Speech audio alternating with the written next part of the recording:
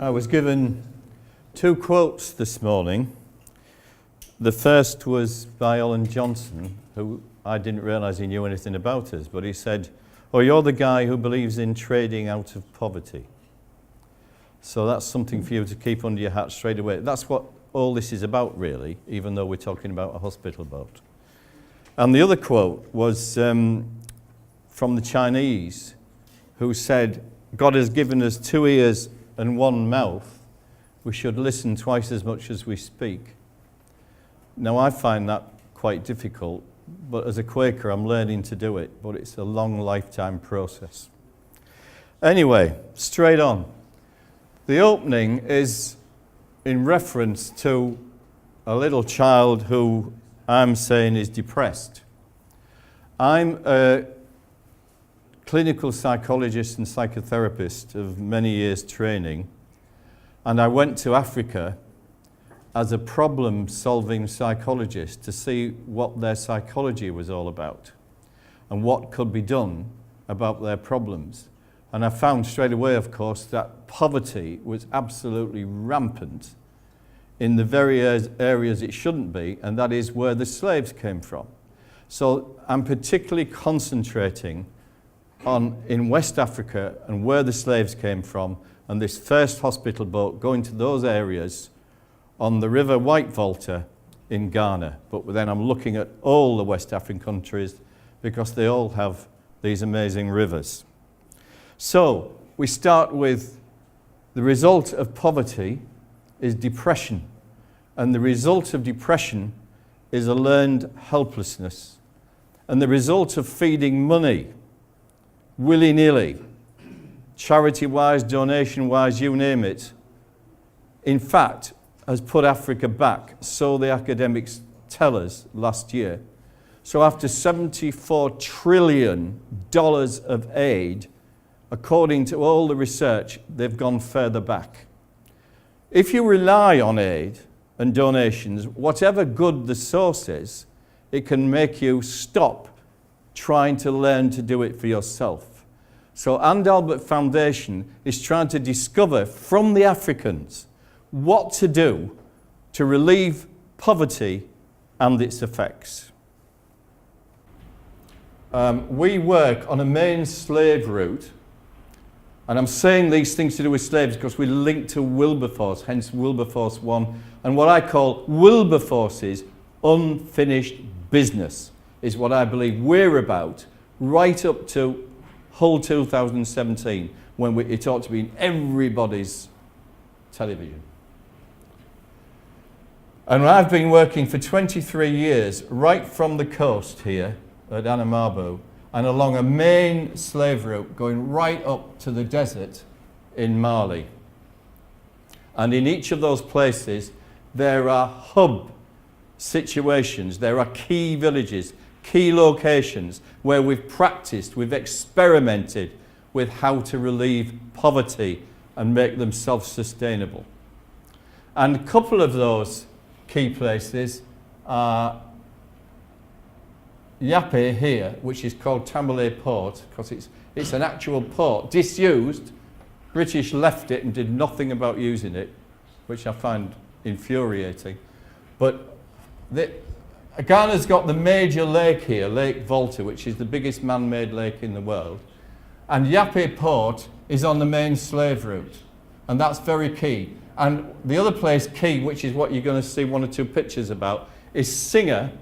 And when I went across the White Volta in a boat I'll show you, and went to Singer, I had to walk 7 miles from the river. And that's where the people got the water from, which was full of disease organisms of every kind you can think. So the women walked 14 miles every day before we put clean water into it, which is the first health thing. Now, Singer is the slave prison. Out of all the countries round about, right from the desert, like a great big funnel, into Singer came all those slaves, and it had a prison with 4-foot thick mud brick walls. Part of it is still there.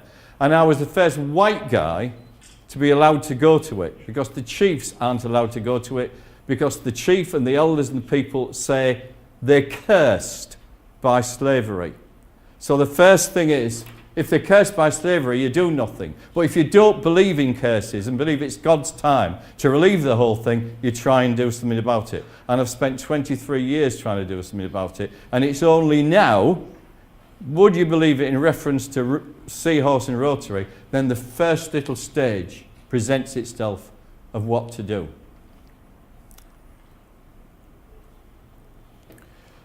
First reason. Everything on one major road only, from south to north in Ghana and Burkina and Mali, every truck is overloaded, every transport is overbooked, every single truck gets held up, I think it's on an average something like 14 times before it gets to the border and has to pay all sorts of tariffs and fines.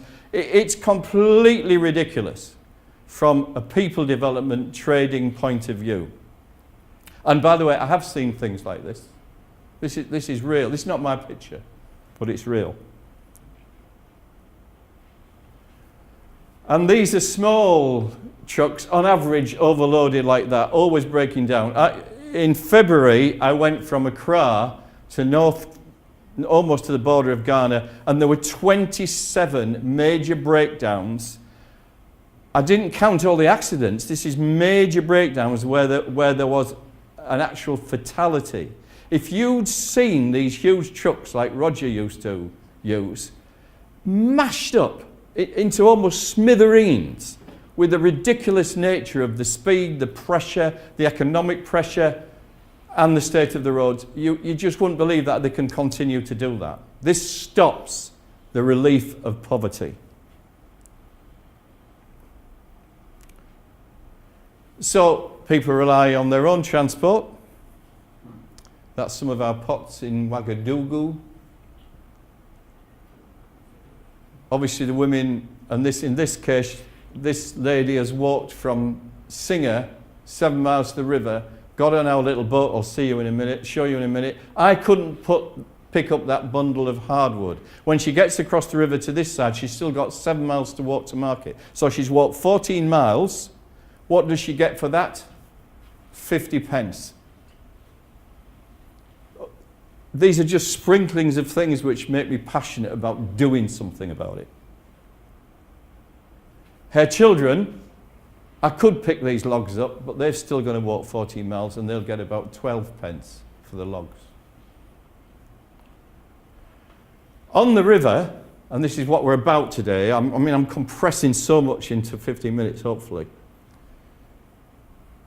The children of the fisher folk we know in that area, in one of their typical canoes, hopefully keeping away from the crocodiles a mile downstream, because the crocodiles would actually go for them in the boat, and of course those boats turn over like that.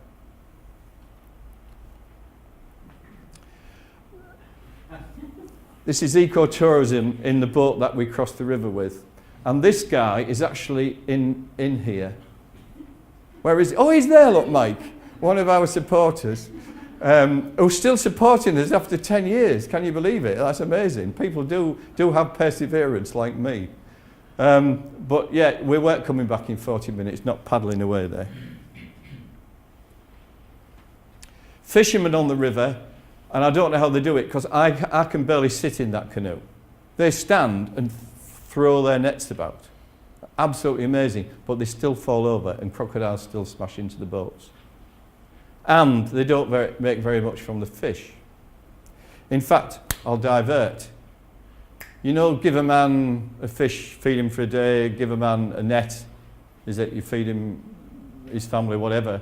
I'm talking now about the idea of trading, giving these people, many tribes, at least 10 in the area we work in, giving them a means of livelihood right in the future called fish farming, doing their fishing from fishing boats made by Seahorse Marine. So, you know, we've got a long-term view. This isn't just one boat, it's a long-term view, and thank God Rotary's decided to start us off, because that's the key thing. And the most important start, of course, is this ambulance boat. So, here's our boat that I've used since '96 to cross the river with. And here's Wumbe, our NGO leader, Pastor Wumbe Fusini, an absolutely great guy. Some of you here know him very well. And always, before I get in, he bails out. He doesn't need to, but they're always conscious that they have to look after you. I actually don't like being looked after, but you just bear with it. Would you believe, how long ago? 12 years ago, this was the ambulance boat. It never got to be an ambulance boat. This was the motor that was sent with this ambulance boat. So here you've got a donated aluminium ambulance boat, not suitable for purpose, with an engine that's not suitable for purpose. So when they put it on the river with that engine on it, it nearly took off. And they were frightened to death. And so the engine's still there in the hut on the beach, on the side of the river. And the ambulance boat, I think, got burnt out or something. It disappeared. Probably sold the aluminium as scrap. But it never took one nurse over the river into the nearest village. The other thing we do to bring health, as well as what we're going to talk about with the ambulance boat, is we've decided we're trying to plant 10 million trees in all of these slave areas to commemorate the 10 million, approximately, nearly 11, but 10 million slaves who were taken from those areas across to sometimes a new life, but quite often getting killed on the way. And we're doing things about the environment, so we're doing bee training. So we've just entered into a partnership whereby we're going to do bee training in each village. Because right now what they do, and I've put this on, not particularly about the bees, but because it illustrates one method you can use, hopefully to stop the local people in all these, don't forget, incredibly remote villages, where I was the first white man in the village across that White Volta. Astonishing. I mean, I was shocked by it, but then I decided to do something about it. But one of the things is, if we give them a livelihood, including getting them to do their own honey, not only does it preserve the bees, which then has an effect on the agricultural things we're doing, and the fruit tree planting that we're doing, but it produces the wax that they need for all sorts of preparations, which they're now buying from China, by the way, and yet the trees are full of bees, but they get rid of the bees. They kill the bees just to get this much honey. So there's a tremendous amount of training to do. If they do this, they stop, and there's lots of research on this, including, we've got Alan Wright here, and his daughter knows a lot about this. She's in Cameroon right now, researching a lot of this. If you do something alternative, they stop killing bushmeat. Now, if they stop killing bushmeat, whether it be gorillas, chimpanzees, I don't know, all sorts of things, aardvarks, and what, I can't even remember all the names, but one of the things is bats. All these people, if they don't have much to live on, go for bushmeat. Not only does it destroy their own environment, but here presto, it brings into our human situation various viruses that ain't good. Ebola is one of them, probably coming from bats. So if you stop poverty at what I believe is the grassroots level and give them an entire alternative that builds up their development and makes them sustainable forever, let's hope, then in fact you've solved all sorts of other problems. That's what I mean about a radical problem-solving psychologist. I went to see what they wanted, what could change their environment, what could change their tribe, what turned them on from depression to motivation. I wish I could show you all the pictures I've got. I've got 27,000 pictures, by the way, up to now. And it's going some now, because now we're getting the video bit as well. When that gets on telly, I think we will change the format of what even charity is all about. And it'll come right back to what investment, business investment, solid businesses being managed ethically, which could change the face of the world. Hence going back to what I've always believed in as a Wilberforce follower as well, trading out of poverty. That's our logo, which goes back to 1993. In the desert, a Tuareg chief gave me this as our symbol. It's one of 27 crosses that they developed from St. Augustine's cross before they became Muslim. They were all Christians. They were all following a very different set of rules, and look at what has happened. I include it just to say that somehow we're linked to a kind of a Christian-based ethical foundation we've got to put back into practice, not necessarily religious, but we've got to put it back into practice to change the world in partnership. So we're back to where we started, except the little girl is looking forward now to the future. I know that if we do a simple bit of what we're doing in the next 5 years, then where she's from, Singer, her tribe or area is going to be changed out of all recognition. And the first step to change it is to stop them dying of all kinds of diseases and stop 1 in 6 of their women dying in childbirth and all sorts of other things where we're radically changing something we should have done 200 years ago. Why did Wilberforce say free the slaves if they're still there? And why have the professors now that come on board with us saying, Dave, we've got to get both ends of the spectrum right. If we deal with the beginning of slavery, we're dealing with some of the effects of poverty, which creates slaves as we speak. There's more slaves now in Ghana than were taken. You just call them a different name. Slaves of poverty. Criminal. If by 2017 Hull has something to do with changing things, and Rob Bell and I want to set up what we're calling a Wilberforce ethical business charter, please sign up and sponsor us, because we're not going to waste a single penny. I'm not going to get paid for it. I refused it. And I'm not going to pay anybody for doing it. Maybe the odd expense. But what we're going to do is change things, and Seahorse are part of that practically, fantastically. And the other part of it is the Seahorse boat. Thankfully, Rotary, after a couple of presentations like this, said, Dave, we're going to back you.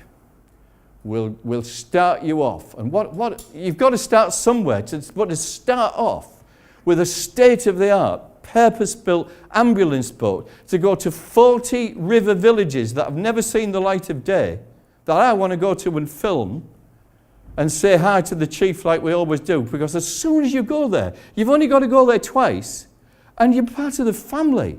These are Muslim. These are not fanatics. These are people that you can pray with, and they just honour you. We've got to change these things, otherwise you get Nigeria. When I was in Nigeria in '92, I was frightened to death in northern Nigeria. Only place in the world where I've been totally fearful, because you could sense what was happening into that vacuum of poverty. We have to do something about it. Voila. Thank you.